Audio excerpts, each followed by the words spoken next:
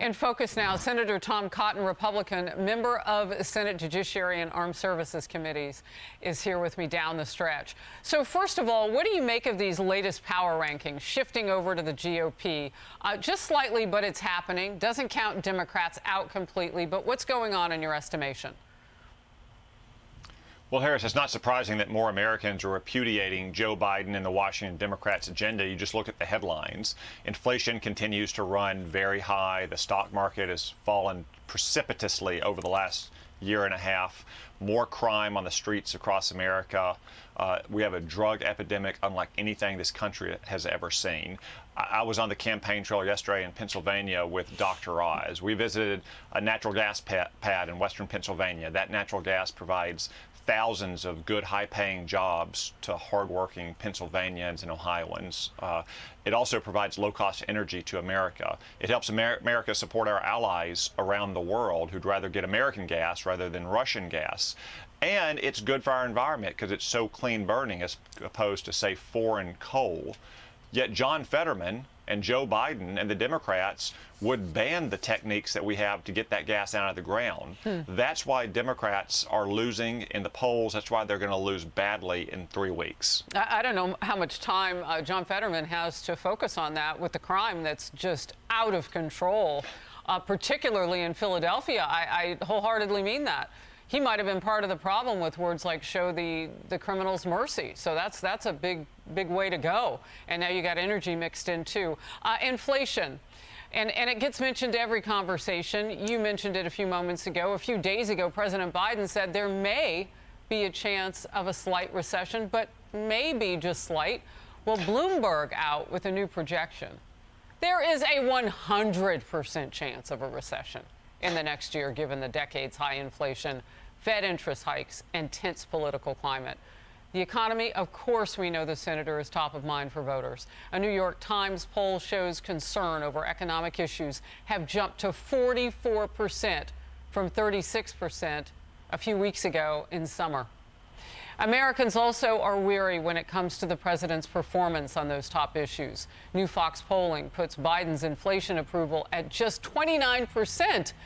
Where are the 29% who actually like where inflation is?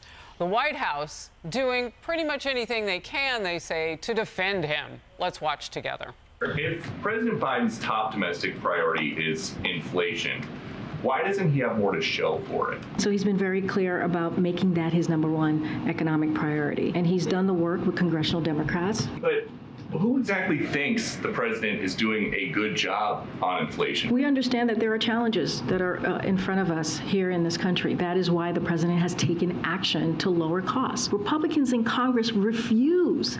They refuse to be partners with us on this. All right, we'll hear from Democrats in a moment. I want to get your direct reaction to what she's talking about from the White House lectern. Well, guilty as charged that Republicans in Washington have refused to spend trillions of dollars we don't have. Joe Biden and the Democrats don't have an answer on inflation because they're the cause of inflation. There's two main reasons we have this inflation at generational highs. The first is Democrats have spent trillions of dollars that we don't have. It was completely obvious and predictable. In fact, it was predicted, not just by Republicans, but by Democrats like former Treasury Secretary Larry Summers, that spending all that money would lead to inflation. Yet the Democrats kept spending it. Even after we had record high inflation, just a couple months ago, they spent another $700 billion. The second reason we have so much inflation is the price of energy is so high, because it doesn't just hit families in their budget when the price they pay for gasoline is high. It drives up the cost of manufacturing, it drives up the cost of doing business, it drives up the cost of transportation, and that very much is an intentional policy. The Democrats want energy prices to be high because they want to end American production of fossil fuels, oil and gas and coal. They may not say it in the 45 days before an election. They may rely on gimmicks like releasing oil from the Strategic Petroleum Reserve, which is also dangerous to our national security. But mark my words, on November 9th, the Democrats are going to go back to openly waging war on American oil, gas, and coal. When you say words like intentional crisis, all I can think of is our power grids are still about 80% dependent on fossil fuels and or coal. I mean, I don't know what they're thinking they're doing, but they're actually making that situation weaker using electricity. I mean, I remember a few weeks ago, you do too, when the governor of California said, we're in a heat wave, stop plugging in your electric cars. I mean, it's a world of hurt that they've brought with the policies. Now for the Democrats, Senator, who also are not getting what they need from the president. Watch. The president over the weekend said the economy is, quote, strong as hell. Do you agree with that? I think there is much more the administration needs to do, especially around energy costs. Wow.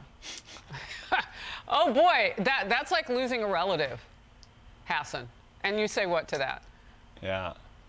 Well, every one of these Democrats, Maggie Hassan in New Hampshire, Raphael Warnock in Georgia, Mark Kelly in Arizona, Catherine Cortez Masto in Nevada, any one of them could have put their foot down in a 50-50 Senate and demanded that Joe Biden stop his war on American oil and gas and coal, and they didn't. They were a rubber stamp for Joe Biden, and a vote for any Democrat this year is a vote for Joe Biden's agenda. If you want affordable and reliable energy in this country, you need to vote Republican on November 8th. Yeah, you have really tied that with inflation, unlike the president was able to tie his Inflation Reduction Act to actual inflation and reducing it. Just one quick one. Fox News polling shows extremely or very concerned. They ask voters. Their number one thing by 89%, inflation/higher prices. Democrats are in trouble. They have only 21 days to figure that one out. Will they do it? Meanwhile, President Biden is... Oh, go ahead. Go ahead. Your quick thought. No, they won't do it again because it's their policies that have caused this inflation, sometimes intentionally caused it in the form of high gasoline prices. So, of course, they're not going to figure it out. They just hope that they can distract the American people for another 21 days so they can get back to those harmful policies. President Biden is scrambling to tame just what Senator Cotton's talking about. Boy, he knows.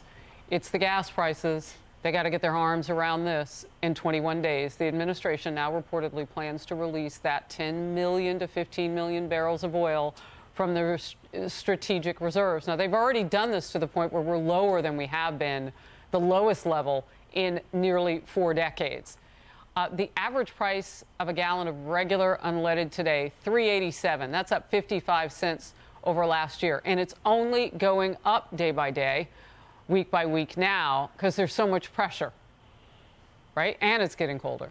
Biden is playing a very familiar blame game over the recent uptick. He's added a new boogeyman to his growing list of villains. Watch this. I realized costs are going up on food, and I was able to bring gasoline down well over $1.60, but it's inching up because of what the Russians and the Saudis just did. I'm not finished with that yet. All righty, so now we have the oil industry he blamed, the mom and pops, the corporation, Putin, and now Saudi Arabia. I guess no more fist bumps. Yeah, Joe Biden should look in the mirror if he wants to figure out the reason for high gas prices. Remember, in the campaign, he promised to end fossil fuels in America. That's why we have an energy crisis in America. It doesn't help that Joe Biden and the Democratic Party have ostracized Saudi Arabia for years now, in no small part because they oppose Barack Obama and Joe Biden's reckless nuclear deal with Iran. But the bottom line is we shouldn't have to rely on anyone for our oil and gas and coal. We have more than enough, not only to support our own needs, but to support our friends around the world. We certainly shouldn't resort to dangerous gimmicks, like drawing down our strategic petroleum reserve. We shouldn't have to go hat in hand to dictatorships like Venezuela and Iran. We really shouldn't even have to rely on friendly nations like Saudi Arabia and Canada that supply other nations. We can supply our own energy if we will simply unleash America's miners and roughnecks and the entrepreneurs who are ready to get the resources out of the ground that God put in to help power our economy and provide affordable, reliable energy for America's families and businesses. Now, I hope no one missed what you just said, because we get the part about how we now are no longer independent or self-sufficient, and that is horrible. But we could be making money on the deal. That's what you just said, too. We could be supplying others. We could actually make a profit on this and then transition to what we think is the right way to go. I want to know more about your Pennsylvania energy trip another time. That caught my eye and ear. Senator, thank you for being in focus today. Hey everyone, I'm Emily Campagno. Catch me and my co-hosts Harris Faulkner and Kaylee McEnany on Outnumbered every weekday at 12 p.m. Eastern, or set your DVR. Also, don't forget to subscribe to the Fox News YouTube page for daily highlights.